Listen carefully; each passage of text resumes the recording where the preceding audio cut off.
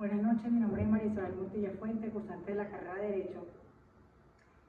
En esta oportunidad, en la Cátedra de Instituciones de Proceso Penal, les voy a hablar sobre fase preparatoria y acto conclusivo con el profesor Carlos Castillo. ¿Qué hablamos cuando hablamos de una fase preparatoria? Es la etapa inicial de todo proceso, en la que el Ministerio Público, con el auxilio de órganos de investigación,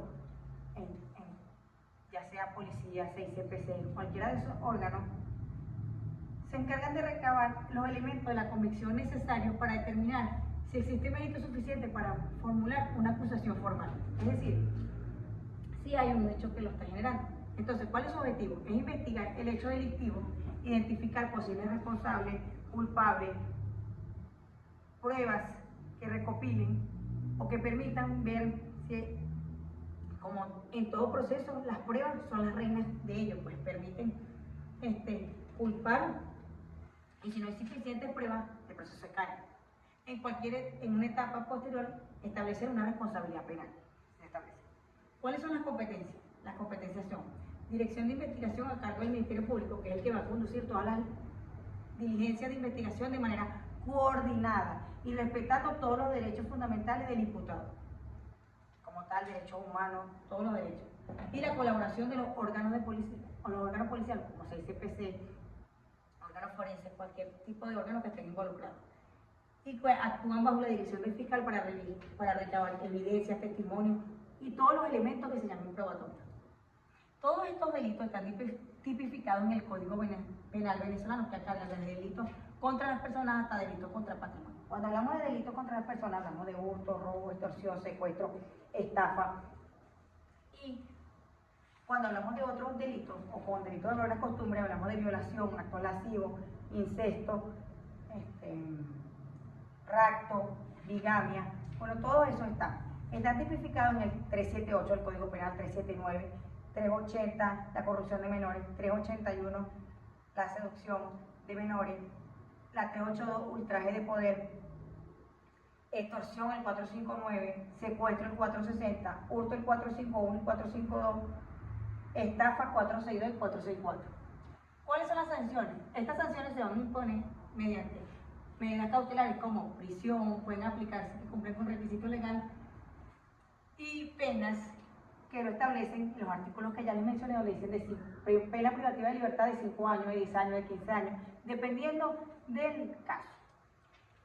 ¿Verdad? También hablamos de actos conclusivos, que son los que establece el Código Penal y que se utilizan para tipificar los delitos investigados y definición de las sanciones que le aplican la condena, es decir, los que son privados de libertad. El 326 establece los procedimientos para la formulación de acusación y los actos de conclusión de la fase de investigación. ¿Qué son los actos conclusivos? Son resoluciones emitidas por el Ministerio Público al término de la fase preparatoria que determinan el curso del proceso penal. ¿Cuál es el objetivo? Investigar a fondo el hecho delictivo, identificar los posibles responsables, recopilar las pruebas, y es una etapa posterior en la cual se establece responsabilidad penal. Esta vez, responsabilidad penal quiere decir la pena. ¿Qué es la acusación? El objetivo de la acusación es formular la imputación ante el juez, recabando suficientes pruebas que indiquen lo probable de la responsabilidad del imputado. Y la competencia del fiscal, basándose en esa investigación, presenta la acusación y solicita que se anude el proceso de juicio oral. El sobreseimiento, su objetivo es desestimar la causa cuando se determina que no existen elementos probatorios suficientes, y en la cual la competencia del Ministerio Público, en concordancia o en coordinación con el juez de control, emite el sobreseimiento, y el cual pone el proceso penal, llega a su fin, porque no hay suficientes pruebas que lo competen. Y el archivo fiscal, este archivo suspende provisionalmente la investigación, aunque no se descarta la existencia de un delito, existen elementos probatorios que son insuficientes en su momento, y por tanto puede reabrirse si surgen nuevos elementos probatorios. Esta competencia es decisión discrecional del fiscal y siempre está sujeta a control judicial y a principios de oportunidad y de legalidad, que son principios basados en la Constitución.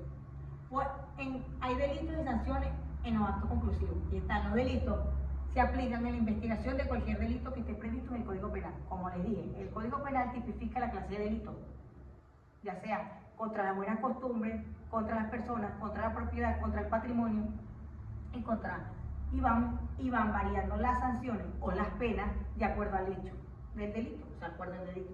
¿Cuáles son las sanciones? La determinación de las sanciones que correspondan en esta etapa de juicio, es decir, el acto conclusivo da la acusación que ha sido formulada y el proceso pasa al tribunal competente con el dictar la sentencia, es decir, queda privado de libertad por tantos años.